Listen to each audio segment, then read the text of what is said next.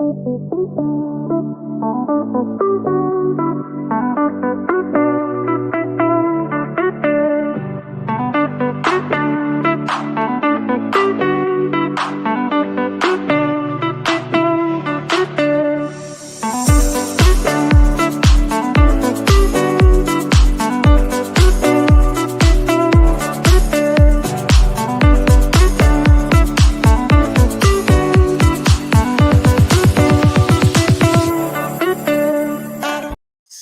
all, welcome back to the final whistle for another stream on the channel then, and tonight we're going to discuss Leicester City, the season, the board, the transfers and everything else. There's a crisis at Leicester, aren't there? And we want answers to what is really going on. So I think I've got the right man for the job. Hopefully I have to answer your questions as well.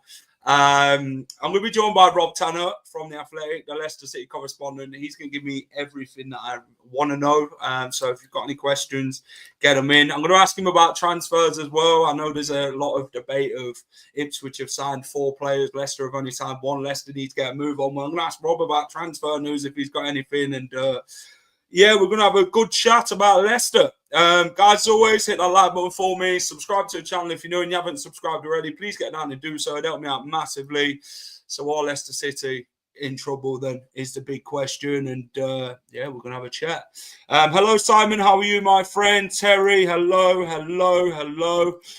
Evening, Ray. How are you, mate? I missed the all doom and gloom. I have a strange feeling that we win on Saturday and that could change the whole mood at the club. Well, let's hope it's right.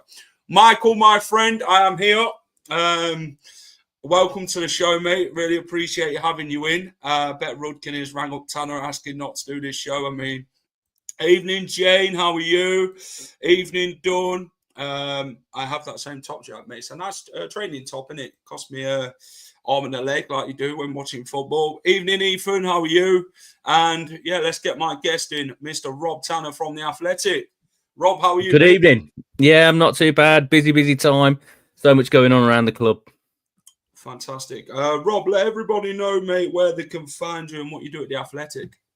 Yeah, I'm I'm more than a Leicester writer now. These days I do so much more. I mean, been doing features on conkers and all sorts over the last few years. So, but my main role is to cover Leicester City for the Athletic, and I've been covering the club for 16 seasons. Get Rudkin on. I tell you what, I don't think Rob can even talk to John Rudkin. No, I mean, obviously this is a big thing, isn't it, about communication and the hierarchy. And I think the last time Top did an interview with the media, we had a sit down in the boardroom after the 2016 title win, and there hasn't really been an opportunity to do that since. Never had an on-record chat with John or Susan. It's something they just don't see the value in doing. I mean, they do communicate with various fan groups. They have consultations, but very rarely it's John or Susan that do that. It's other people at the club that will do that. So, but it's a valid point, communication with the fans. Whether they see any value in it, whether that they see that will enhance their situation at the moment.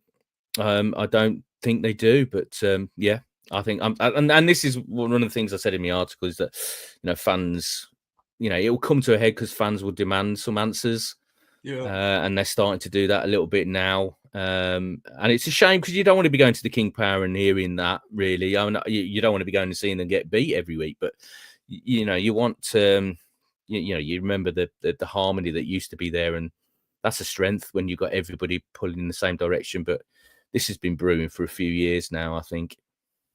Yeah, it's been about 3 years, I think it is now. And, 22, 23, we first started really seeing that sort of disconnect between some of the fans and the board. Obviously, managers come and go. I mean, they've been targeted. So when the managers are gone, we've had 5 in 3 years. You start to who's left then to really to question, and so that's why we're getting these questions now. I think the fans have a right to express, don't they, their feelings and that. I mean, if the club had actually come out with things, Rob, and you know how it is running the correspondent and being for Leicester City and that, and you understand the fan frustration from a reporter's perspective. Obviously, you write about these type of things, but do you feel if the club was very much open with the fans in what's going on and what we can do and what we can't do, then do you think it would then build them bridges with the fans? But because this is not happening, it's kind of really now come to a very toxic point.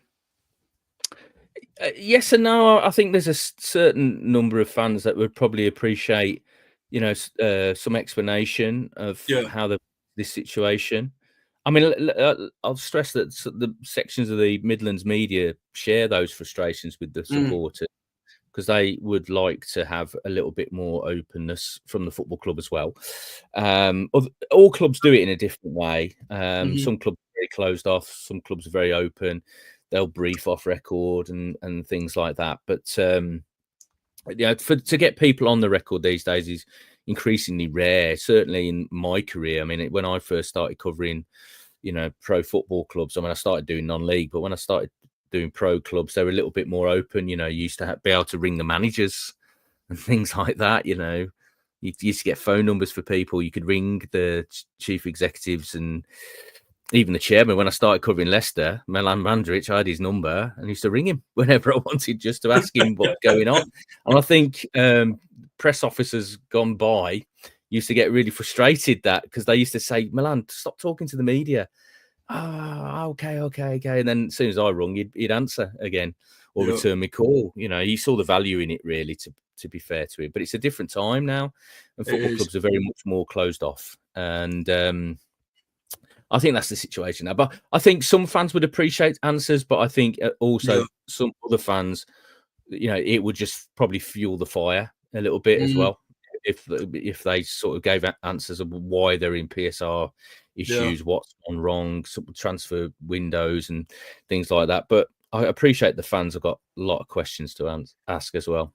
For sure. Ivan says all that money we've lost allowing free transfers to leave over the past few seasons, we are paying the price right now with bargain basements.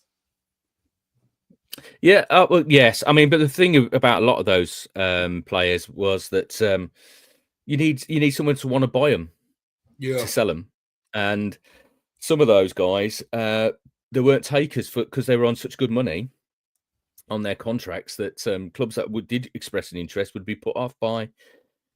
I mean, that's the things about loans and free transfers. They're not really free. They're still expensive in terms of signing on fees, wages, loans. As we know with the Hudson Edouard deal that's going on at the moment, that's quite an expensive one. And it's a loan because there's a loan fee and you've got to pick up a large chunk of his wages, and he's on significant wages. So, there's no such thing as a free transfer. So those guys, it was very difficult to move those on. Yeah, it's difficult, isn't it, when you spend a lot of money? Obviously, Leicester, if you look at Leicester over the years, they've spent a lot more on wages than they have money coming into the club, aren't they? And I think this has been the main issue, hasn't it, with you kind of paying massive wages to, some would say in small talk, bang average players. Well, this goes back to when they were having success under Brendan. At the time, the club was very aspirational. They were starting to pay more in transfer fees, offer better wages and contracts to attract players. And there were some really good signings early doors. I mean, Fofana was a fantastic one. I mean, Harry Maguire, as it's turned out, was a great one because, I think 17 million is sold him for 80 million. There was some really good ones. Transfers weren't that bad. I mean, even Kelechi, I think you got your money worth out of him, even though he went for nothing at the end. He's contributed to the club and, the FA Cup win and the success they had challenging for Europe for 3 seasons. But then when you finish 5th and 8th and you start budgeting for the top 8 and you want to be that attractive proposition to other players, to then have a disastrous season and then to discover that PSR is such an issue for you. I mean, I think a lot of clubs thought that PSR didn't have any teeth, that it wasn't going to be enforced. And then suddenly it looked like it had teeth, and like everybody's like, oh, okay, we better be really careful now, pump the brakes on the spending. And as I've said previously on these shows, that COVID had a massive impact on Leicester City as well, because they were trying to grow their revenue, and suddenly their revenue was cut. At the same time, they were spending more on players and being ambitious about challenging the elite of English football, and they got caught out by it. So but I agree that the recruitment over the last few years has been very hit and miss. And it hasn't been helped by the number of managers you've had in, because they've all got different opinions. And at Leicester City, like most clubs, but particularly at Leicester City, the manager has the final say on all signings. Yeah, Ray talks about the massive fall off by Leicester, to go from Premier League champions, FA Cup winners, competing for Europe, season upon season after the Premier League win and that, to then go to this where we are now. We are in a mess, aren't we, Rob? As a club at the minute, we can't hide a bit away from it. But how do you kind of with Leicester, go from here and now? Obviously, there's a lot of talk regarding the board and everything like that now, that incompetence has become a thing at Leicester regarding with Top, Rudkin, Whelan. Obviously, you spoke to me about Whelan prior to the show, but what's your initial thoughts on this? Well, just like any playing squad needs an injection of fresh blood and new ideas and a new vision, perhaps the board and the top level management of the club needs a little bit of help. Because as I said in my article on Monday, this model worked for a number of years, and it was held up as the model for aspiring clubs to copy. And you had at the top Vichai, and Vichai was overseeing all of the King Power empire. And then his son Top, the vice chairman of the football club, would work very closely with John Rudkin, and Susan Whelan would be involved as well in some parts of the football. So, I mean, we know that she negotiated the Maguire deal with Man United. So, there was a structure there that was very productive. COVID obviously had a massive impact on them, as I've said. But I think even more than that, losing Vichai was huge. Massively successful, experienced businessman, an inspirational figure. I know it's easy to say that now, at his passing, but the more I speak to people, that he did inspire them. And so to lose him, and then for Top to have to step up prematurely. I mean, Vichai built up this experience over time, and then Top had to take on everything at a young age, whilst mourning his father. That I know football is very emotional aspect, but you've got to be realistic. That is a huge undertaking for a young man. He's just started a family as well. He's had to take on all that as well. And we've still got, I mean, as I said, I've been in the inquest 4 of the 7 days now that they've been sitting, listening to some really traumatic and graphic stuff about what happened with the helicopter crash that night. And he's reliving that. And I've seen people in the inquest at City Hall in Leicester who, we've seen like John Ledwidge, John Rudkin, and they've had to relive that. And it's been very traumatic for them as well. So even more traumatic for those who've lost loved ones. So he's going through that, and a litigation, a £2.15 billion litigation against Leonardo Helicopter. So there's a lot on his plate. So you've got the scenario now where there's no Vichai. John and Top are basically running the whole side of the football. Top has got a lot on his plate. They just need a little bit of help. And that's why I say it wouldn't. I think it would help them if somebody else could come in and as an assistant director of football, perhaps somebody that could be another bridge to the playing side of it. Somebody can pick up some of the workload, because there's a massive amount of work to be done at a top level football club these days, just to help the decision-making process, speed things up a little bit so they can be a bit more active. And I say this on no knowledge or anything like that, but Nigel Pearson's had his health problems, vastly experienced. Somebody like Nigel coming in as being an advisor, would and everything he's achieved at the football club. Something like that, I think, is what required. And as I say, again, I stress, I'm not saying I know anything about Nigel Pearson being available or anything, but I'm just using that as an example, I think, of a way to move forward and help the club. We all want to help the club, don't we? We all want them to be successful again. Yeah. All the fans that are showing negativity in the stands, and they've got every justification for doing so, but they want to help. They want the club to be successful. We all do. So I just think if there's somebody out there that can help John and Top and Susan and the board, because they don't want the club to be struggling. They don't want all this animosity. They want it to be successful as well. Susan Whelan, I know we spoke about it prior to it. You said that it's just Top and Rukin. Is it more the case now that she's moved away from the football side of things, as you said before? Yeah, it's my understanding that she's not quite as involved in the football side of it. That's very much John and Top's side of the club. She runs very much the club as a business. And obviously, the relegation, the loss of revenue, the COVID situation, the commitments they've made on the football side, that's a lot to manage at the moment. They've changed financial director as well, as we know. So I think her focus is very much on building the revenues now, because that's the only way you can grow the club. You've got to grow revenues in this modern age with PSR, especially with, you've got this model coming from UEFA where you're spending, I think it's 75 or 85% of your revenue. You're limited to. I can't remember off the top of my head, but it's so important that you can grow those revenues, because the revenues of the big six, the elite clubs, is astronomical compared to everybody else. We're in danger of having another division inside a division. I know Forest are doing very well this season, but they're going to, at some stage, hit the wall like Leicester have.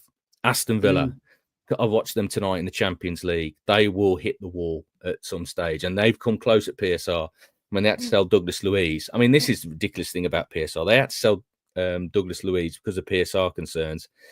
He's gone to Juventus, spent a very short period of time there, could end up at Man City, who Villa are now effectively challenging for a Champions League spot. So by selling one of your best players because of PSR concerns, you've probably strengthened one of your rivals for Champions League. So it's a whole mess, PSR.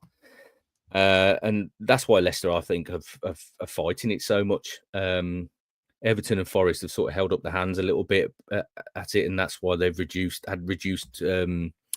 points deductions. But Leicester's still fighting now. I mean, everybody was, when that statement came out from the Premier League and the Football Club, the joint statement about no for charges at the moment for 23-24. Everybody thought, we've escaped a sanction. But if you look at the first two parts of that statement, they're in arbitration. So they're still fighting. It's, it could go against them. They're still fighting on 22-23 and 23-24. And it's about jurisdiction. It's the Premier League saying, hang on a sec, we've been challenged on our rule book by Leicester and we've been embarrassed a little bit.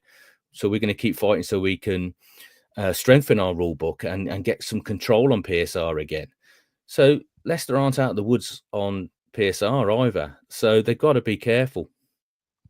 Yeah, Michael says about something you must have said a few months ago about rich benefactors, is it? Is that how you pronounce the word? Oh, no, they are.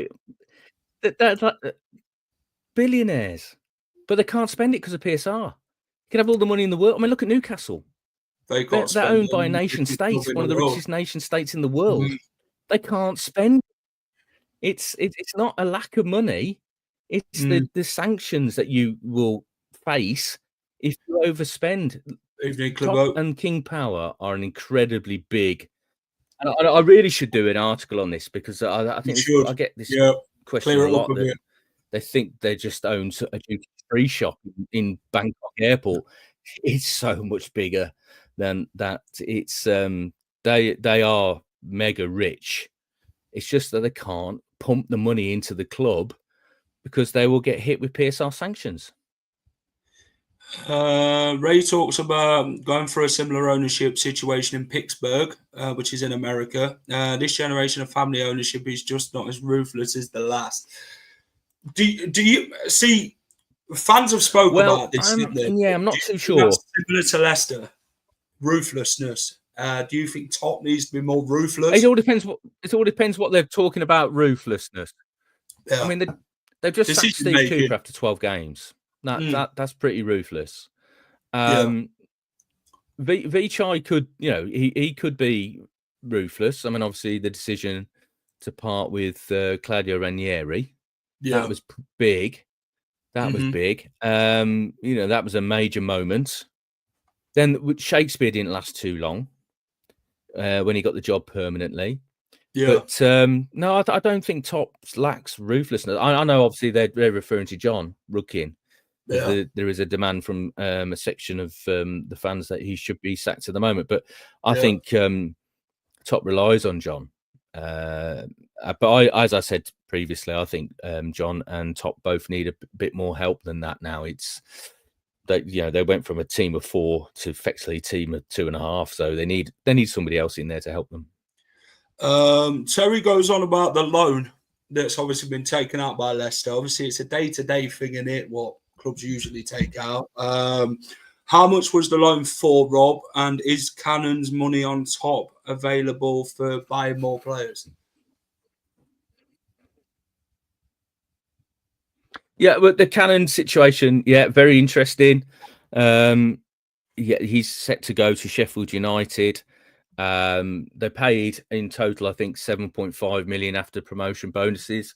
There will be a sell on to Everton. It's not a massive amount. I saw somewhere today that they reckon that Everton were due to get 2.5 million of the 10 million. No, it will be a lot less than that. But that money, and that's the reason why they're recording from his loan at Stoke.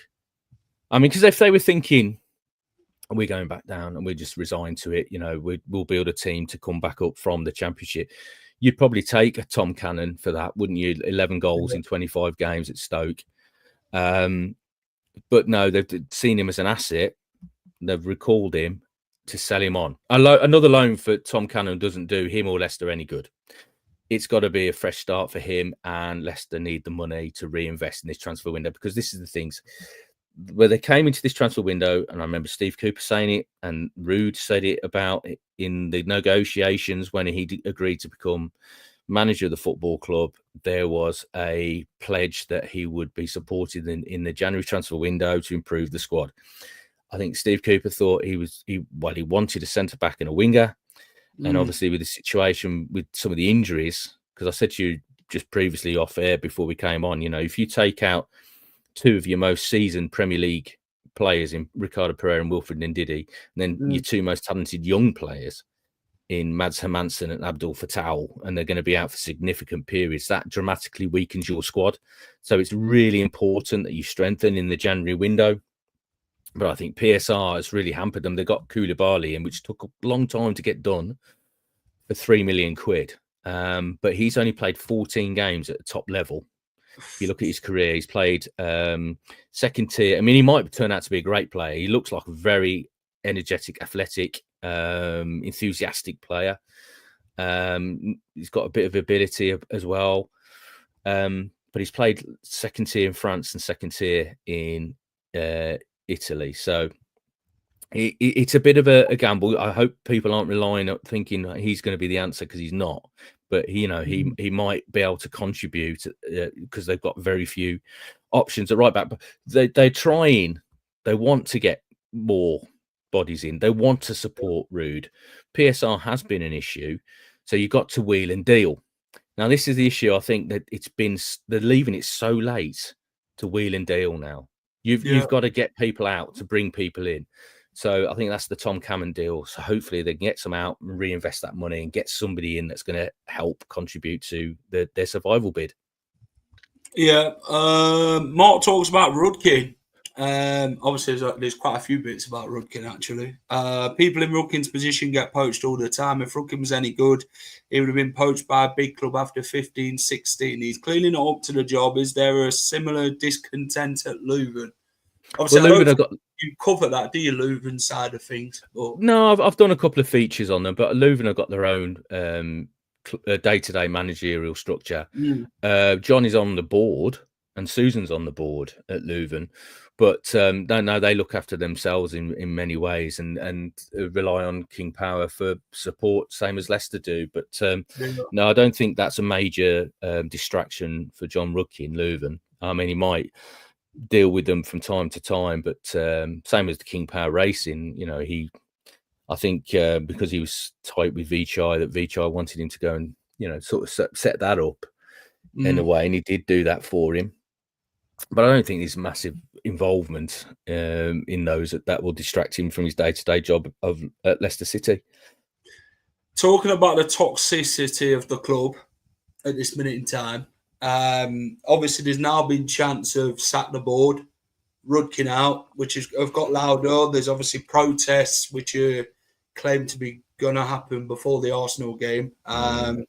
What's your initial thoughts on all this now, Rob, regarding the fans in the board and the club in general now? I mean, how do they sort of go to sort this decision out? Because a lot of people, and I'd kind of say it myself, they need a massive reshuffle in the board.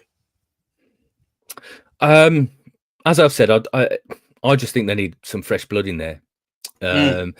But yeah, it was disappointing to hear, not because the fans don't have a right, just you don't want that when you're fighting for your Premier League survival. You want everybody on the same page. I mean, going back to 14, 15, I think people do forget there was some fan sort of protest. Not massive, though, but there was the odd, I mean, obviously there was the Nigel Pearson with the Liverpool game against some fans behind the dugout. I'm not going to repeat what he said. There was moments. Yeah, there was some moments when fans were unhappy that the club was going back, but it was a different time then. The club had got back to the Premier League after such a period of time. Expectations have risen after the success they've had, quite rightly so. If you've won the league and been challenging for European competition for a number of years, then suddenly to find yourself your club that you're following struggling so badly, it's going to be very quicker. It's going to be a speedier process to get to that protest stage, and I think we saw that. I mean, 7 straight defeats, no goals in 4 home games. I can understand. I can understand why the fans express themselves the way they do. You want to see animosity. You want to see sort of more solidarity around the club, but they've got a right. They've got a right, and the club aren't the greatest in terms of communicating with the wider fan base. So it's going to happen. But the only way for them to resolve that is to start winning football matches, and unfortunately, at the moment, the way they are, unless they get some bodies in before the end of the transfer window, it's not looking great. Yeah, the club is a mess. The fans are pissed off. It's not just 7 defeats now, is it? There's a lot going on and off the field, aren't there, Rob? And it's just not helping the club in general, is it? And I think the fans are now like, there's nothing being said from the club at all, and everything's just being hidden away, and the club are just handling it themselves. And this is kind of the fans' issue now, isn't it? Where the club they want change now, innit? And they want Top to actually go and step up now. And if he can't, then how does he handle it from there? And I can understand it being a fan myself, with everything, you've some clubs, obviously fans from other clubs have called us entitled. What's your kind of initial thoughts on that? Because I don't see us as entitled fans at all. I think we're a club as fans who want to see our club do well. We don't want to see our club in this position at all, after everything that's happened and that. And, so what's your initial thoughts on the entitlement and that and in general? Well, it's very easy to say the fans are entitled, but this is a fan group that have had incredible success for a number of years, and quite reasonably puzzled why they've gone from fifth, and eighth. Yeah, Europa League, massive winning the downfall. FA Cup, and then suddenly in the Championship, having to get back out, being drawn in by PSR concerns, and it must be very difficult for supporters to get their heads around what's happened so suddenly. I mean, as much as their success was sudden, their decline has been sudden, and they're trying to re-establish themselves back in the Premier League now, but they're finding the same problems that they had 2 years ago. Ross blaming Danny Wood. Hampering them again now. So it's I can understand why they feel the way they do. It's not an easy situation. So it's a big drop off, isn't it? Tony, I mean, I've said this so many times. No club has fallen from a greater height than Leicester City, in my opinion. They've been to go from fifth, and eighth to 18th, and to have the 7th, 8th biggest budget in the Premier League, to being in the Championship and having to try and conform then to PSR. It was impossible. I mean, people may compare. I mean, I hear this thing about Leicester have cheated. You see this all the time. Leicester have cheated. They haven't cheated. They didn't do anything deliberately. They were just trying to be aspirational and budgeted for top 8, which is reasonable after 3 years of being in that top 8. Otherwise, you might as well say anybody else other than the big 6, you've all got a budget for relegation. Many people have said that argument to me as well, and I agree with it. Those clubs can't all be budgeting just to in case they go into the Championship, because otherwise we're just going to get a closed shop, and it's going to be a non-competitive league, and we might as well have a European Super League then. So what the hell? We might as well just take them all bugger off all the mega rich clubs, and we'll just have our own league. What's been your initial thoughts on, obviously, Rude?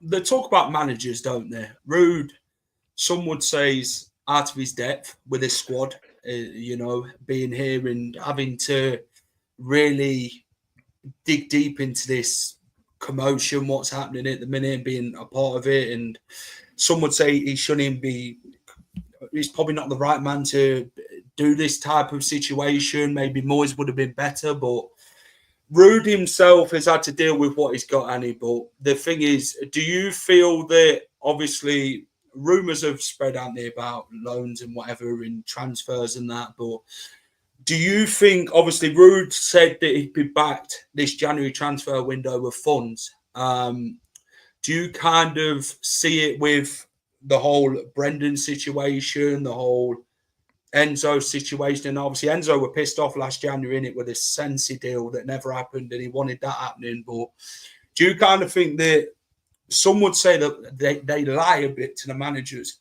Would you kind of say that's a fair assessment? Well, you can only judge it on what you're being told by the managers. Yeah. And Brendan certainly thought in the summer of 2022 that he was gonna get the squad refresh he'd been banging on about since the Forest FA Cup defeat. From what we understand, he had players lined up, even had tours of Seagrave. And then the plug was pulled because the PSR situation suddenly changed and they couldn't do those deals. And then we all know what that there was a negative sort of vibe around the club then from that moment. And it's manifested itself in that relegation season. I mean, having said that, he did get 30 million quid in the January transfer window and brought in Victor Christensen and Harry Souttar. Jury's out on Victor Christensen for me, whether he's at the level that he needs to be. Harry Souttar's been a disaster. Tete was a disaster. So, you never know if they're giving him the money in January. Sorry, if they're giving him the money in the summer, would he have spent it wisely? I don't know. That's hypothetical now. But then, last season as well, Enzo thought he was going to get some bodies in the January transfer window just to boost things. I mean, they were flying at the time, but then they hit the skiddy patch at the time, and eventually they tried to do the Sensi deal, and then they just pulled out over a medical issue. So that was a difficult one. Talking to Steve Cooper when he was here, we certainly thought that he certainly thought he was going to get some funds for the January transfer window. And it seems like a merry-go-round, doesn't it? Yeah, where they'll tell them one thing and then they don't do what they're being said. And Rude said on the record that they were part of his negotiations to take the job before he took the job, that he would get some funds and there would be some money and he would be able to strengthen his squad. Yeah. So far, time will tell. I mean, it looks like they've got a wheeling deal. And this is the things about communication. So we're only hearing from the managers, as you only ever do, Leicester. You only hear from the managers. Yeah. So you're only getting one side of the story there. And I'm experienced enough to know that sometimes, managers are self-serving. Yeah, it's a lot of self-preservation involved. Not all managers, but some managers, they say things to the media that will, benefit them. But if the club don't want to counter that, don't want to speak, then they've got to take the medicine, really. So we don't truly know. I mean, I'm sure those PSR concerns would have been evident for the last few years. I mean, nobody's a fool. We all know they've had PSR issues that have been going on for us, and there's no quick fix for them until the contracts run out, and unless you have a massive fire sale and accept that you're going to stay in the Championship for a number of years, it's going to be difficult. It just kind of feels though with the board, though, innit? They'll just tell managers whatever they want to hear to get them. Well, that's what the managers tell us. That's what the managers say publicly. Further down the line, it's like, this has happened now, and this. We should have told you this at the start. You're not going to be back. We ain't got this amount of money. What we promised you. But just come out and say it, man. Rude would have said, okay, then. Well, what have we got? What have we got to spend? Just be honest with him up front. And Enzo Maresca was spot on with everything he said about the board in the things that they never told him. And he was like, well, yeah, I'm fuming here. If they don't want me, I'll walk, in it. And he quite the flip side of Enzo was, he was the number 2 at Man City, and this was his big opportunity of being the number 1, and he took it. And he's I think he's an excellent manager. I know there were some Leicester fans that didn't take to him or take to his style of football, probably more accurately. I think he'll be a success at Chelsea if they give him the time, but then it's Chelsea, so you never know. But yeah, we only hear really from the managers really in those scenarios. They get annoyed though, don't they? Quite quickly, Rob. Managers, oh yes, exactly. When not, they know they're not being back, that's it. It's just like, well, I'm going to tell the media this, and they'll kind of sort of read what's actually happening here in the room. I mean, this is the thing, then. This is the other side of the argument. Should the club be managing those situations better rather than giving managers carte blanche? I mean, Brendan took on a lot of the recruitment with Lee Congerton, and we had a pretty disastrous window where Ryan Bertrand came in. Jesus Christ. And there was quite a lot of money spent there without an asset being sold. And that has contributed massively to where they are now. If you have one bad window, a club the size of Leicester with the revenue they've got, you could pay the price. And that's a cursory tale for any of the aspiring clubs. Brighton, I mean, their recruitment model is held up as the best in the Premier League. I can remember a few years ago, people were talking about Leicester's being the best in the Premier League. Yeah. You have one bad big summer window where you don't sell an asset and you recruit poorly, then you could be in trouble. I just think we've got the wrong board back in the manager, to be fair, in my opinion. I just don't. Everybody's entitled to their opinion, Jack. I mean, that's the thing about football, and that's why I say those fans that express that. They've got to be upfront with every manager to bring in. I'm sorry, they have to be, and if they can't do that, it's not even worth hiring the manager. They might as well run the club themselves and do it themselves. Yeah, and stand on the touchline, one thing I would say is as well is the managerial record in terms of who they've brought in. It doesn't seem very joined up to me. You go from Claude Puel to Brendan Rodgers, and then you go from Brendan Rodgers to Enzo Maresca. Yeah, and then you go to Steve Cooper. There's no plan. No, and that affects your transfer policy. Because if they're in the final say on play, I mean, I used the Yannick Vestergaard situation as a classic example. Brendan wanted Yannick, then didn't want him. Yeah. And then Enzo comes in, loves him. He gets a new 3-year contract. And then Cooper's not having him. So he's out of the picture again. And then Rude's coming, he's back in. Yeah, they've all got different opinions. And so you don't get any joined up sort of recruitment. It's all scattergun. That's what the phrase I've used in my article, scattergun. I mean, the one thing I would say is that I'm really interested in fan opinion, and we have got a survey running on the Athletic right now. I'd encourage any of the fans to go on there and just answer the questions that we've got on there, just because I want to know, is that a majority, vocal majority? Is it a minority? Do they all feel the same way? My own personal opinion, and I'll certainly express this, don't throw the baby out with the bathwater. If you've got an owner and ownership that's performed miracles for the football club. King Power, I mean, there's so many examples of poor ownership. People going, tell him to sell Newcastle. We'll have new owners. You don't know who's coming in then. And I genuinely think Top does care about the football club. They're just going through a tough period at the moment. That's why I say I think he needs more help. Yeah, he just needs to change a few things, and I don't think there's any issue in terms of having King Power and Top as the owners. I think they still would have the right motivations for the club. Will Rude leave, Rob? Good question. It's not back to January. What do you reckon? Yes, great question. Because you look at PSV. He had his two best players were sold in the January window, Cody Gakpo and Madueke, and he left before the end of the season. Although, admittedly, it was one game. He left because he didn't feel he was being backed. This is the thing. So Rude doesn't need this job in terms of financial aspects or anything like that. He just wants to feel, and I've been actually quite impressed with Rude so far. The way he conducts himself, he's incredibly professional, and I've worked with managers in the past that haven't been at that level. He's incredibly professional.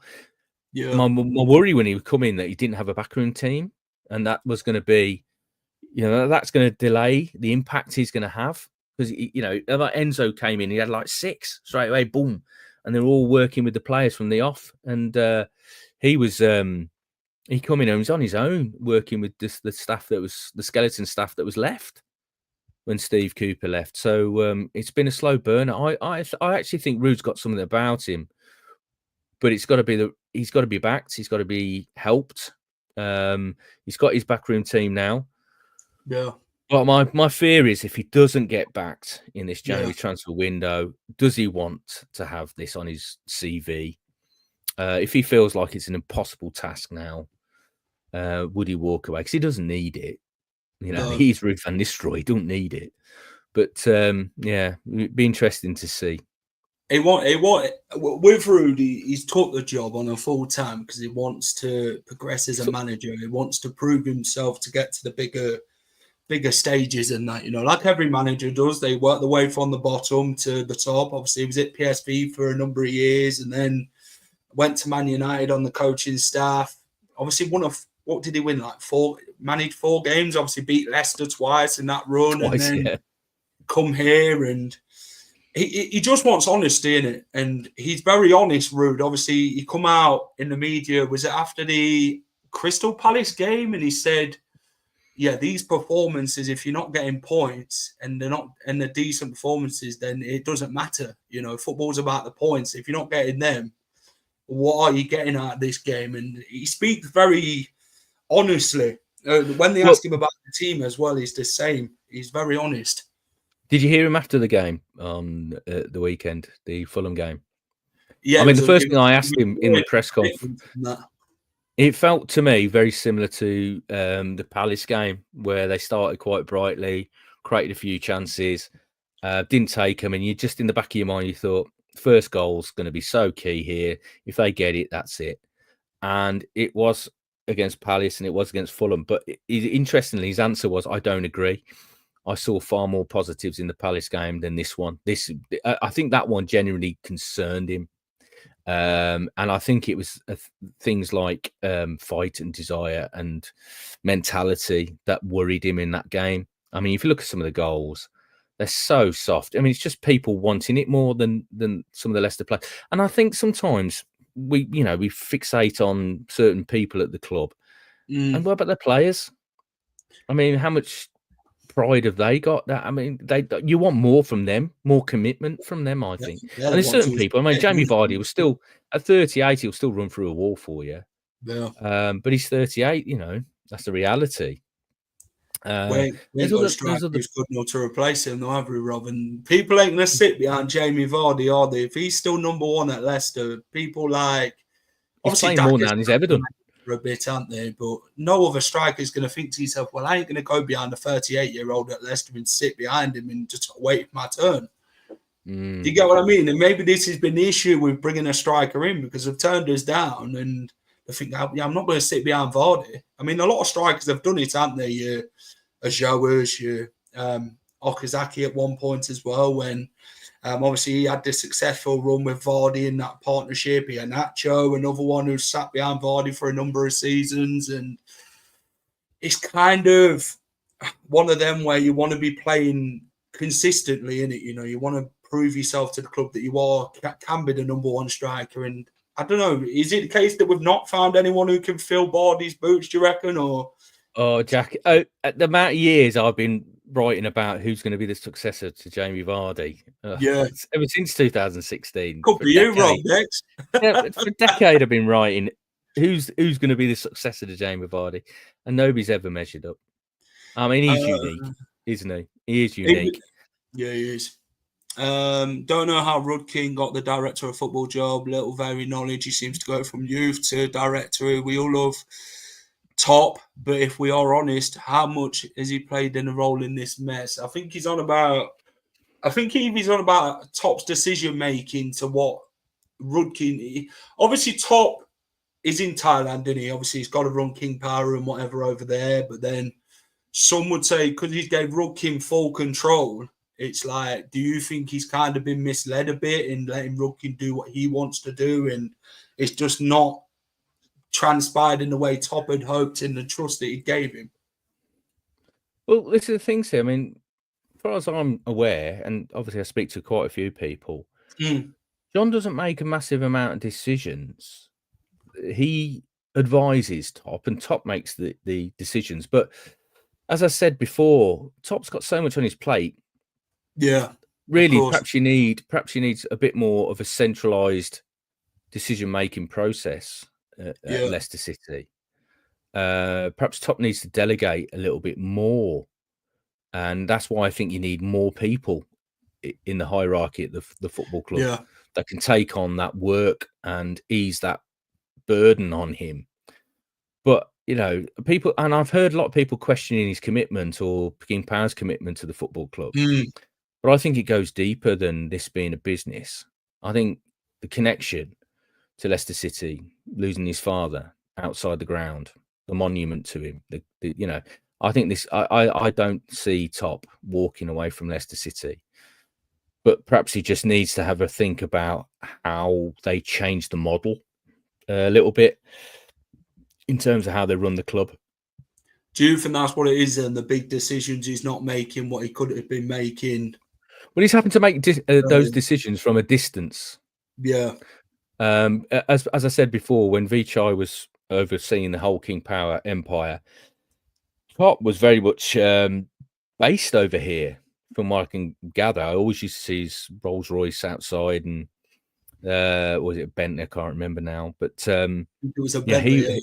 He was very much over here, based here. I mean, they've got staff here that still keep an eye on things and feedback to him as well. But John was very much the link between the two. But he worked very much more closely with Top. So then when Top has to step up into the role Vichai had before, there's more distance there. There's more for him to do.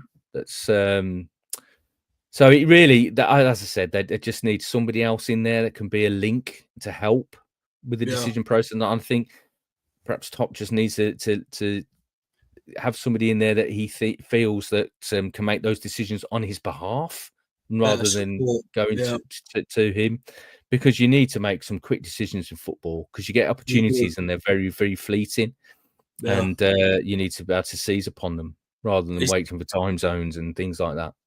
It's decisive in it to make the decisions at the right time, and if he's prolonging it and leaving it, it just the matter gets worse, doesn't it? Then if you handle it head on rather than just letting it drag on, which I think some of the case that it has done. Maybe this is why we're in the situation we are now. With the club had an opportunity to have Wes Morgan in there. I thought. I mean, the way he's working now, he's at Forest. The club captain when they won the title. Missed that massively, Rob. To be fair with them to Hoover Morgan. I mean, Wes is his own man. He can. He's a very intelligent guy, and I think he could have done a decent job in a role like that. I mean, we've lost Robert Huth as well. Yeah. He was the loans manager for a while, stepped away from that. We've only got Kingy from the Legends, who's in the academy now as a coach and in the 16s. I mean, I think we should be the club should be tapping more into some of those guys, really, and having that legacy, because it's a reminder to everybody the standards that were set before. And but of course, they've got to be capable of doing the roles. But there have been opportunities to bring those guys in, and I think they've been missed. Yap Stam. Obviously, there's been a report. What, as manager? No, the media talking to him about Ruud van Nistelrooy, and he's saying that he'd help Ruud if the call came across to him. Any help would be massive. If Yap Stam could come in as another assistant to Ruud, that would be great. Get him in. The more help they get right now, I mean, when Ruud came in, he was doing everything. The first few weeks, he was doing absolutely everything. And you can't operate at the Premier League level like that. It can't be a one-man show. I mean, obviously you've got a decision maker, but all the top managers have had people around them that have helped. I mean, you think of any of the successful managers at Leicester City, they've had people around them they've trusted. I mean, invariably, they've been the same people. The managers might change, but it's been the same people. I mean, you think Shaky from Nige to Claudio, they've been the same structures, and they worked. But some fresh eyes now wouldn't hurt. Yeah, not Rooney. No. No, his track records. Oh dear. Michael's on about refresh the ball, but then he also goes on to say, "Is it Neville? Is it Andrew Neville? I mean, is he Andrew still Neville? Yes, Andrew Neville is the director of football operations. Higher than Rugby, or no.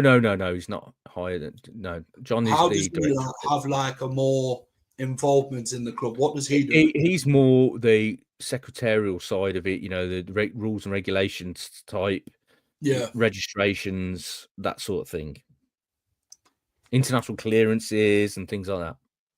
Wes did a business of football degree. Very odd that we didn't get him involved. The club was supporting him for a while as he did those qualifications, and I think Susan was quite a mentor to him as well. So I'm not sure what happened there. Steve Walsh in tags in a short-term deal. Is this true, Rob? Well, they're still very much involved in the club, but as ambassadorial roles and media stuff. So,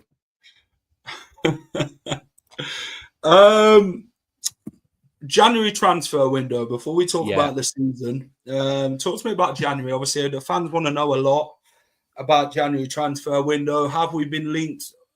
Have we made any move for any players at all, or is it just Koulibaly that we've really done at the minute? I mean, what's going on regarding January transfers? I'm sure Leicester fans will prick their ears up with this type of subject. This is the thing. See, they came into the window, and it was quite clear they needed to make substantial business. Yeah. Koulibaly took a bit of time to bring in. We thought that might be the first of a couple at least, 2 or 3. I mean, that's exactly what they needed. And it looks like PSR has become an issue again. So that's why the Cannon deal is being done right now, so they can free up some funds and try and help him. The problem is loans are an option, but they're only international EFL loans because they've used up both their Premier League loans with Buonanotte and Edouard. So, and that Edouard deal looks worse and worse the more you look at it. You pay a loan fee. What's the initial one with Edouard? Obviously, Atalanta, the club from MLS, they reported to a bid £15 million Crystal Palace for him. Obviously, they see Latte Lap as a more first target rather than him. But what is the deal with Edouard, Rob? Can you give us the details of it? Because I don't understand some of the reports that's coming out about it. Can they send him back? The question. No. Crystal Palace would have to recall him. Crystal Palace would have to recall him like Leicester did with Cannon. So at the moment, they're not recalling him. So unless somebody comes in and offers the money like that they think, oh, we can reinvest that before the end of the window, and it's a knock-on effect. I mean, January transfer windows are a domino effect anyway. Yeah. So at the moment, they paid a loan fee for him. It seemed a bit of a panic because they felt they were short. I mean, they let Cannon go out and Stoke and thought this was a better option. Typical bad decision. Yeah, they paid a loan fee and they're paying I don't know the percentage of his wages, but he's on big money. 90 grand. So they would have to pay, if they wanted to send him back, they would have to probably cover the rest of that deal. How much Palace would have to pay basically in his wages for the rest of the season. So that would be a quite substantial amount. So there are other options like somebody else buying him. Yeah. But at the moment, I don't think, well, time will tell, but that looks like a difficult one for them to overcome. So they haven't got a Premier League loan. So they can't get anybody else from the Premier League. Like Robert Huth came in 2015, wasn't it, in January? So, yeah, so that's a bit of they're hampered a little bit there. So you're taking a risk then on like a Tete deal coming in from overseas and expecting them to make an impact. And then also it's always a risk taking somebody from the EFL and asking them to jump up to Premier League level. Because that's the thing, see, the players that come in now have got to make an impact on the starting 11. I mean, they've spent, I look at the bench week after week and there's Skip and Okoli. And I quite like Okoli, but they spent £33 million on both of them in the summer. And they're not starters. So that's not improving your starting 11. And admittedly, there's a different manager involved. I mean, they were both signed by Cooper, but that's not money well spent in my opinion. They might turn out to be assets in the future, but right now you need people to have an impact on that starting 11. And a lot of the lads that were signed in the summer are not having an impact on the starting 11. We spent £80 million. Is that right? With Steve Cooper back gross. Yeah. Obviously, if you take the Dewsbury Hall money off, it's 50 million net. It's still one of the biggest spends they've had in a summer. I mean, even going back to 2016. They're all bench players apart from El Canus and Buonanotte. Yeah, El Canus. Buonanotte's been in and out with AU, swapping with AU. There's it's looking at the moment like another 25 million though, for a bang average championship player in Oliver Skip. I'm sorry. Yeah, we've had our pants down there. But then what we did to Manchester United environment quiet. I don't want to write Skip off yet because I still think he's young and this hasn't been a great sort of environment for him to come into. I mean, you can certainly question the need for going in for an Ollie Skip when you've got Wilfred Ndidi, Bouba Samare, Harry Winks, Hamza Chowdhury can play in there. You can certainly question spending 20 million on another defensive midfield player. But Steve Cooper was adamant that he was going to be a big feature for this season because he says, like he said to us, he's a great athlete. His running stats are incredible, box to box. He could be that second pivot midfielder that can break lines and bomb forward. And but then he signed him, and not long after he's gone, and another manager's come in and had a different opinion. So that's what I mean about scattergun. If you keep changing your manager, your transfer policy, unless it's consistent and you have a policy that it doesn't matter who the manager is, we're going to sign this certain type of player, which Leicester don't have at the moment, then you're going to have problems.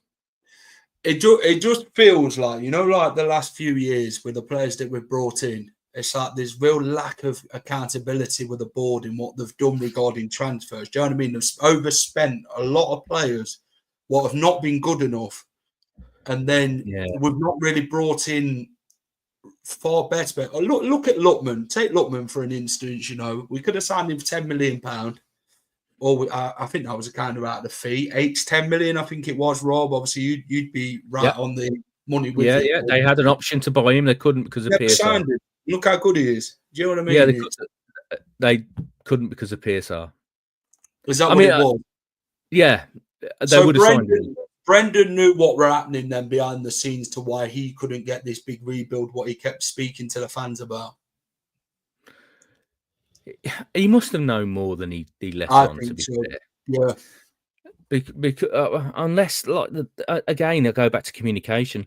Unless the communication at the club is so poor that the managers don't know the full picture, or even people at the club didn't understand the full picture. I mean, PSR is very complicated. We none of us know in terms of. I mean, we know that you can write off, the academy, community, infrastructure, women's team. You can write all this off. And then COVID was part of those equations as well. This is the first year that there's no COVID sort of. Probably Nando's. Yeah, but it seems. I mean, nobody knows how far over a breach. Yeah. How many points does that equate to? We don't know. Honestly, just throw the whole thing out. It's getting ridiculous in terms of VAR and PSR. All these acronyms, just get rid of them because they're not helping the game whatsoever. My personal opinion. No, and if there are no PSR, teams will go and spend what they want, and then people will be like, "Yeah, this ain't a fair ball game. This ain't is it?" But then if you look at a fair ball game now, you look at Man City now, 115 charges and nothing's happened. And I think this is where Leicester's gone with it, Rob, hasn't he? Said, "Well, you can't touch us." Well, look what Man City's doing. You're not doing out about them. Don't come and try and bully us if you're not doing it to anybody else. I mean, it's not a long-term strategy to hope that Nick DeMarco can keep arguing that you're not a Premier League club or a Championship club in each season, especially when you're bouncing between the two all the time. Yeah, that ain't going to last forever. No. So reward, somebody said about the Australian company, Macquarie. Yeah, there is another loan, and it's quite. What does that incur, Rob? The loan, obviously, can that go towards transfers, or is that? Yeah, it can go to whatever they want. They've got facilities they can draw upon when they feel they need to. They've got an agreement with Macquarie's. Obviously, the interest is quite high, but it's immediate money, and it's guaranteed against money from the Premier League and even any relegation funds. That if they go down, that you get your parachute payments. So it'll be secured against those, but it's finances that you can immediately reinvest back in the club. So as long as you are okay in PSR, then you can spend it. So regarding players now with Leicester. What positions? I've not signed an NDA. I've just seen that one. I've not signed an NDA. Go on. Michael thinks you're being paid by the club, Rob. I've heard that so many times. I wish. But now, what positions are Leicester looking at? And do you think now it's going to be more loan deals, or do you think it's going to be now the desperation's kicked in with, it'll be 11 days to go tomorrow, won't it, with the club now? Is it desperation now to get loan players in, or do you think it's the case of they're running out of time? We've got enough to spend is the big question. they're running out of time, but I think they'll try and give Ruud a bit of money to bring in a player or two. It's just before hope, the end isn't of it? the window. We've got what we got. We got over about 12 days. 12 days. I think Ipswich have brought in 4, haven't they? 4 new players. I think Yeah, one of they them were. was what Leicester looked at on loan if they could send Ed Ward back. But now you've Yeah. confirmed that we can't send him back without a recall from Palace. It's kind of like, yeah, but this guy ain't going Well, nowhere. you could, but it'd cost you a bit of money, and that's money you probably want to spend on bringing somebody in. So it'd be typical for the club to go and spend that money to send him back there, wouldn't it, Rob? And then end up not signing anybody to replace him, and then just be like, yeah, typical Leicester. Well, yeah, I mean they tried with Sensei, didn't they? At the end of the last January transfer window, couldn't get that one done. So it's very hard to guarantee that they will get somebody in because we just don't know. But they will try. I'm thinking. What happened to the stadium announcer? I mean, nobody's seen him after he made that comment at the parade about John Brookin. He's still about. I still see him every game. But he's still there. He's still in the ground. I don't know what he's doing these days. He comes in and he takes the mickey out of my Brummie accent every time I see him. So yeah, he's still about. Risk PSR to stay up or go down and be screwed by EFL. Which one would you choose, bro? That's honestly this relegation. Obviously, I want to take staying up, but relegation would really hit the club hard because the EFL really want Leicester blood. I don't think they. What happens if we go down? I mean, what are the things that Leicester will get if they go down? Obviously, everyone's not certain about what will happen, but are there any inkling you've been given to what could happen to Leicester if they go down? Is it an embargo? Is it a points deduction? What happens? Could be a points deduction. Could be a business plan imposed, which would restrict the level of spending. So that would probably force you to. It could be a fire sale. You could have loads of players sold off. It could be a huge disaster for the club, but it also could be a fresh start as well. So it all depends how you look at it. I mean, if they go down and they get rid of some of the players like Walt Farrs, players like that, who I mean, you've had 2 seasons with Walt Farr in the Premier League, and both of them have been relegation battles. So you think sometimes. Is it time for him to have pastures new and you have a fresh start as well? Bring on Ben Nelson when he recovers from his injury. He performed very well on loan earlier this season at Oxford. So a young defender that they've got high hopes for. Will you bring on a Will Alves? There's other players that are coming through in the academy. Would it be? I mean, you might have to endure a couple of seasons in the Championship, but if you can develop those players and then grow again and come back again, but I think initially you would have to conform to EFL, PSR, and that could be quite tricky for the first couple of years because, as I said, they weren't too happy about how Leicester conducted themselves last season. In terms of the spending, I mean, they've spent 10 million on Connor Cody and Harry Winks, and not many clubs in that in the Championship could do that. Yeah, Scarlett talks about panic buying. We'll end up like the likes of Ryan Bennett. I mean, I hope not. I hope not. That was a panic one as well, Ryan. I mean, bless him, a lovely guy, but I think that and that sort of fade at the end of that season was due to more than Ryan Bennett, but obviously he wasn't the signing that they probably needed at that time. Do you get heated seats in the media box for us? No, we don't. No, we don't. I just wrap up warm. Fantastic. Let's talk about Leicester's season. 19th in the Premier League, 14 points, 48 goals conceded in 22 games. 1 win in the last 14 Premier League games for Leicester. The last win would have been West Ham before it had been 2 in 15 if you'd include the Southampton game. 4 points from 9 games in the Premier League under Ruud van Nistelrooy. Talk to me about the season. Where's it gone horribly wrong for Leicester? It's been difficult. It's been really difficult. I don't think the transfer window went particularly well. Obviously it started with the change of manager. I mean, I would have been a lot more confident with Enzo, that continuity from that season. You want to grow, you want to build.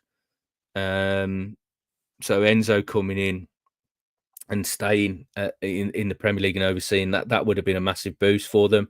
Having to change manager, the possibility of points deductions obviously hampered them in the transfer window as well. Put off a lot of people that they were trying to encourage to come, and it was a difficult. And they changed all the plans for pre-season as well.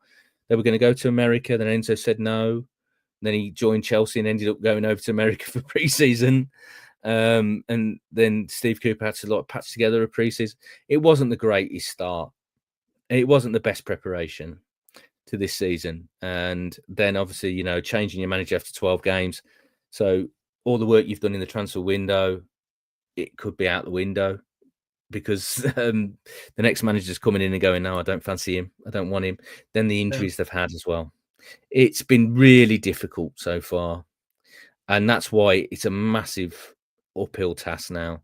I mean, I know, look, on the positive side, they're only 2 points away from safety. But realistically, it's 3 from 4 now, the way the league is panning out and results have been going in the last few weeks. So, it's going to be difficult. So that's why over the next 12 days, the business they do now, how they conduct themselves now, the business could be absolutely huge in terms of the outcome for the rest of the season. I don't want to sound dramatic, but that could be the case.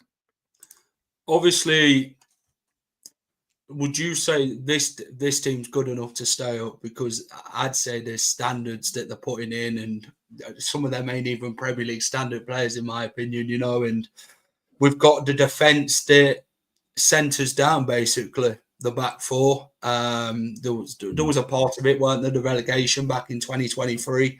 Vestergaard, Wout Fass, James Justin, Christensen. Them types of players. I think, how did he bloody get around that, Rob? I mean, it's one of them where, you're relying on a 38-year-old striker to score your goals, which he's not going to do on his own, is he? It's a team effort. You can't rely on one person, no matter how many goals he scored for the club or how long he's been here and how successful he's been. But this team seems very depleted this season, and it just feels like there's not a lot of fight in this team to stay up, in my opinion. It feels like they're dejected and they make so many mistakes this season, and it's like this big, I think is what you said yesterday on the When You're Smiling podcast about too many big moments they're switching off and conceding a hell lot of goals. That's exactly it. I mean, there's been too many individual mistakes. There's been too many moments of lapses of concentration, and I do see now a drop in confidence as well in certain individuals. James Justin in particular. I mean, I think he's been okay in the last few games. I mean, I think he's been targeted a little bit harshly because a lot of the goals came down his side. But when I analysed a lot of the goals, because we use a platform called Y Scout, so we can look back on all the games and break them down. And he didn't get a lot of support down that side. To be honest, he was a lot exposed. I mean, he did make mistakes as well. But it's like a domino effect. Sometimes you lose confidence and then you'll make mistakes. I still think James Justin is a good defender, but he just needs to be boosted. Something he needs to be lifted, and I don't think he got a lot of support down that side. Wout Fass switches off for me. He looks like a good defender for 90% of a game, and he'll switch off. It's almost as if he thinks the game's too easy for him, and he'll just lose a bit of concentration. Yannick, we all know what Yannick's good at. He's great on the ball. For a big man, he can turn on a sixpence and play a pass. But when somebody's running at him one-on-one and or running the channel alongside him and he's isolated, he's in trouble. Connor Cody, great leader, but again, mobility is an issue. So yeah, and they haven't really worked as a unit. No. And the problem with that is you got a back four, and one of the fullbacks is supposed to go high, whether it's Justin or Christiansen. It's changed during the season. So they're supposed to go into a back three with the two in front. But invariably, I've still seen them in a back four with two in front, and none of them's getting forward. And then you've got no bodies in the box. So you got Buonanotte and El Canuso. I think both of them are great assets to the club, and they are the hope for staying up if you can get them firing. But they're isolated, and then Jamie's isolated. Mavedidi's the only winger you've got. There's the balance in the squad's all wrong. I mean, if Fatal was fit, Pereira was fit, Ndedi it was fit. You know, Mads Hermansen's a massive loss. Yeah. You know, you'd have a lot more confidence for the rest of the season, and hopefully some of those lads aren't that too far away. February, March, maybe, but you know, come February, March, you might be done if they can't get themselves out of this run.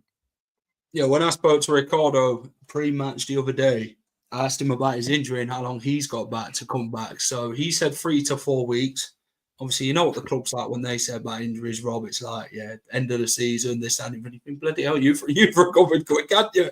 You're supposed to be out for the rest of the season, but I don't handle that well either, do they, the injury type side of things? It all depends. I mean, yeah, it all depends. I mean, who the manager is, because you only get injury news from the manager. Yeah. I mean, Ruud has not put a timeline on Hermansen at all, so we don't know. We honestly don't know. Brendan Rodgers used to put timelines on. Cooper used to put timelines on, but then used to confess that he lied to us about timelines and injuries. So that wasn't great. Wasn't very helpful. That shows how poor they deal with things, with injuries, you know. Yeah, so you know, we don't know. With Mads Hermansen, I mean, and Mr. Larsik's a decent keeper, but Mads Hermansen's a different level. He's the biggest asset they've got at the club. Yeah, I think he'll leave in the summer. Won't he? Yeah, I think that's guaranteed. Whether they stay up or not, I think somebody will come in with big money, probably Chelsea. I do also think with Leicester, in with the crisis on the pitch, and we've just not got the quality on the bench, have we, Rob? You know, they're just not good enough to step in. All the Decordova, Reed, and different players to bring off the bench. I mean, Skippy's not Harry Winks, is he? You don't do what Harry does. You know, Harry does it well, but then I think Harry Winks is one of them who is a try-hard player. He can pick a pass on, he can do what he does best, and you can see the quality what he's got compared to some of the other midfielders. They're all different in duration of what the abilities they can offer. Obviously, Samore this season, in you could say a poor Leicester side, he looks like a completely different player from when we first brought him. Yeah, it's very difficult, isn't it? At the moment, you look at that bench and you think, well, you're bringing on Skip to change a game that you're chasing. You want to be bringing on attacking players. When you're chasing a game, Pats and Daka might come on, but I think we've probably that's probably run its course now. He's probably another one that needs to go in the summer and get some fresh bodies in. But there's not a lot on the bench that's what I mean. When you sit there and you watch a game, the last couple of home games, and they've created chances and not taken them, and then you know that inevitably the opposition are going to score the first goal, and then you think, well, I can't see them getting back into this now. Inevitable, there's nothing, not a lot they can change that's going to give them that hope. You can't introduce 2-3 attacking players from the bench that are going to have the quality that's going to make that difference. The quality on the pitch, I'm worried about. What is Leicester's main problems on the pitch? Obviously, you watch it from the stands itself as well. Like, where do you pick it out? One clean sheet in 22 games sums it up. You cannot stay in the Premier League if you're still conceding 2 goals a game, because that means your strike force have got to score 3, and that isn't realistic. So that's the major problem, and I think Ruud's tried to address that. And almost to the extent where I think it's gone the other way, and they're still conceding goals. As I said, the attacking fullback doesn't get forward as much, and then you got a 4 and a 2 sat deep, and then you're just waiting for the counter attack then, because the front 4 effectively aren't going to be able to deal with break down the opposition defense. So it's I think that's the biggest problem. That is the massive problem. You've got to be able to keep clean sheets. Yeah, and it's like Leicester winning the lottery, innit, for a clean sheet to happen. We might have to start offering pizzas out again, Rob, by Ranieri, and go from that style again. But this is the thing. And you look at Southampton, Leicester, Ipswich are obviously fighting, aren't they? You can see how fighting Kieran McKenna's got them going, and you've got to have that fight, haven't you? And if you haven't got that fight, it just doesn't do you enough courage in the Premier League, does it? Obviously, the league is a tough league. We know it'd be tough coming up, but then I think there was a report the other day that at this point of the season, when I think there were 45 points, I think the main 3 had Sheffield United, Luton, and Burnley, and then this season, I think it's 36 points between the bottom 3 as well. So does that kind of show where we're kind of at here? It's like these sides are just not cut it, have they, at all? Well, you saw last season the standard in the Championship, and now you see the standard in the Premier League. I mean, you guys see the games. The gulf's enormous. It is harder and harder to bridge now. Jesus Christ. Without spending a lot of money, and you're not allowed to spend a lot of money under PSR rules. Without spending a lot of money, it's very hard to bridge that gap. Unless you've got something like Ipswich you got. And I think out of the 4, they've probably got the best chance of staying up. I know they got absolutely smashed by Man City the other day, but somebody was going to get that sooner or later after the run they were on. Just because they've got that continuity and that spirit. And that's what we saw 14-15 at Leicester under Nigel. We had that, they went on a terrible run, losing games marginally, the odd mistake was always being punished. But you always felt like there was a bit of character about that team, about that squad, especially when you put Robert Hoof in January. And that's what I'm saying about this January transfer window. So important. You got to bring somebody in, 1 or 2 that are just going to have a bit of character. They're going to lift everybody else around them, and then you might have a chance. Yeah, we're leaking too many goals, like Ross said. Our last 2 clean sheets have come at St James's Park in 2023 in a 0-0 draw, and Bournemouth at home this season. We've won at home this season's been a real struggle, hasn't it? I mean, we talk about away games. I mean, Rude's got 1 win, which were the West Ham game. Steve Cooper got the win against Southampton away, but then he got the win against Bournemouth, who Bournemouth are really tearing the league up at the minute, aren't they? And I think Leicester are one of the 5 sides to beat them this season. So it just shows how much we're really lacking, doesn't it, in compared to what other squads have got compared to our own. I know we've talked a lot about managers and managerial changes, but I think it all comes down to recruitment, and I just think there isn't enough in that squad at the moment. No, just isn't enough quality.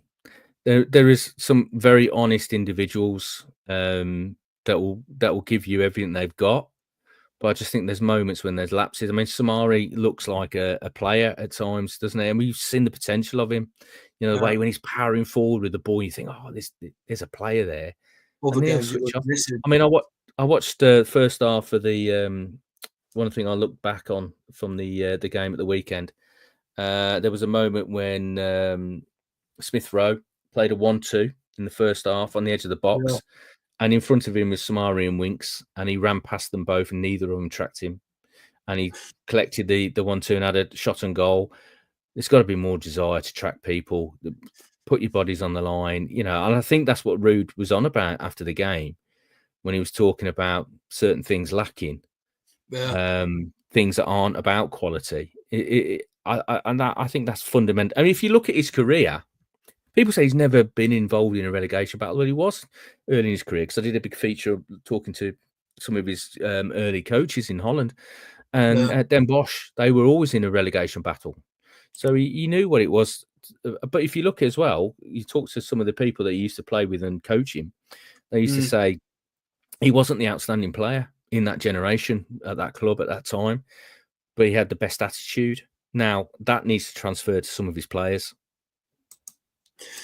Yeah, there's not a lot of commitment, desire, are there? You know, teams just run through us like we're not even there. And this has been the whole story all season, hasn't it, Rob, regarding Leicester? You know, the goals we've conceded, the games we could have done better in, which we've not. And I just think we've lacked altogether, you know. And then people talk about Rude being out of his depth with this squad altogether, you know. He just can't.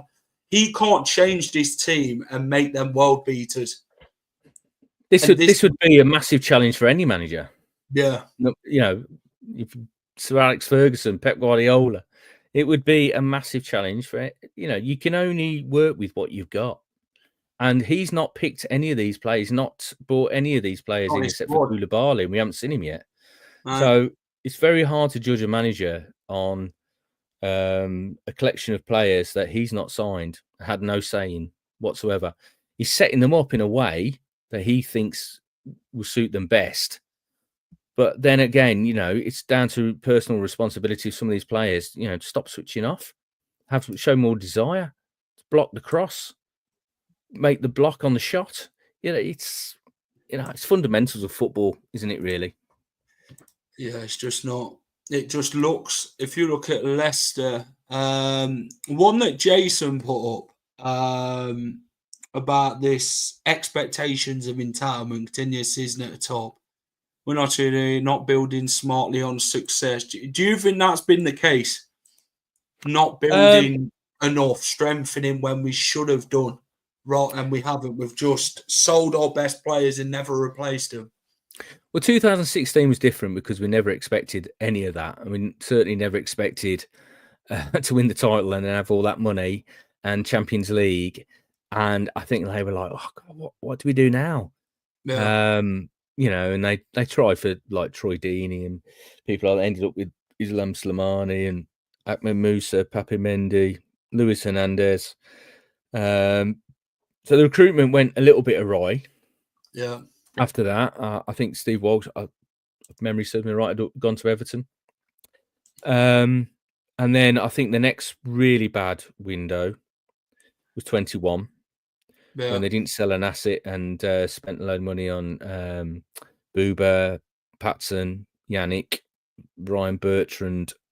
I don't think that really strengthened them. That might be harsh on some of those lads, but I don't think it's really strengthened them. But you know, if you look back at the Wesley Fofanas, the Harry Maguire's signings, I mean, you know, they made huge profits on those.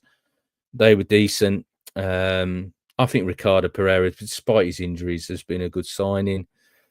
He's offered us little moments. It's a shame for him, really. But there has been lots of missed opportunities. But recruitment isn't an exact science. You know, I say about Ricardo Pereira, certainly you would have signed him because he was a good player, but he's had some terrible injuries. James Justin's had some terrible injuries. You can't legislate for that sometimes. You know, you can do research on their characters, their personalities. But if they're starting to get ACLs and Achilles heel injuries, Johnny Evans, what a great piece of business he was. I mean, really, honestly, £3.5 million from West Brom. He was a great piece of business. They went through a spell. Not willing to play at all, only for his country. Madison was a good piece of business. Timothy Castagna. Tillemans. You know, they did have summers where there was some, you know, they signed players that did improve the side. Yeah. But they're just gone awry in the last few years. Last question comes from Willoughby. Quick fire question for Rob. Will Rude be here come game week 38? We wait to see. I think a lot depends, as I said before, on the next 12 days. And do you think there's what's your sort of possibility with relegation? Is it? Do you think it's going to happen this season, or is there a slight chance to stay up? What's your sort of thinking? There's always hope. When you're only 2 points behind, there is always hope. But there needs to be some change. whether that's off the field in terms of bringing some new bodies in, or whether it's on the field with Rude changing the system like Nigel did in 14-15. You've got to find a way to stay in it. It's not done yet. It's not done yet. I appreciate it. Rob, thanks for coming on, mate. Appreciate it. Thanks, guys. Big game at the weekend. Tottenham away. I think they've lost 7 on the bounce as well, haven't they? And they've not. I saw them live at Tamworth in the FA Cup, and I wasn't that impressed at all. So perhaps they need to go direct, get a long throw. Tom Tonks, take the long throws in and put them under pressure. What do you reckon? Do you reckon Leicester can get something, or do you think it's typical? No, there needs to be a massive improvement. Get bloody running again, and obviously Maddison's going to be playing in it. But then if we don't win the game and we lose again, we match the record, which is Caterpillars. Eight straight losing run. Was it 2001? Yes, it was. Yeah, Peter Taylor's side in 2001. Want that on his record. No, exactly. And, you look at the bottom 3 in the form table at the moment, it's Southampton, Leicester and Spurs. So anything could happen. Good bit of banter, mate. I'll always back my team, but I'm just hoping we can bloody beat Spurs. It's the hope that kills you, Michael. That's the thing. But some would say it's the best time to play Tottenham, but some would say it's the best time to play Leicester. So we'll have to wait and see what happens. But no, thanks for coming on, Rob. No problem. And let everybody know before they can find you, mate, and what you do at the Athletic. Yeah, we're on the Athletic site and app, and as I said, there's a big survey at the moment asking Leicester fans what they think about things at the club at the moment. So do engage. Appreciate it. Cheers, Rob. All the best, mate. Have a great rest of the evening. See you. That was Rob Tanner.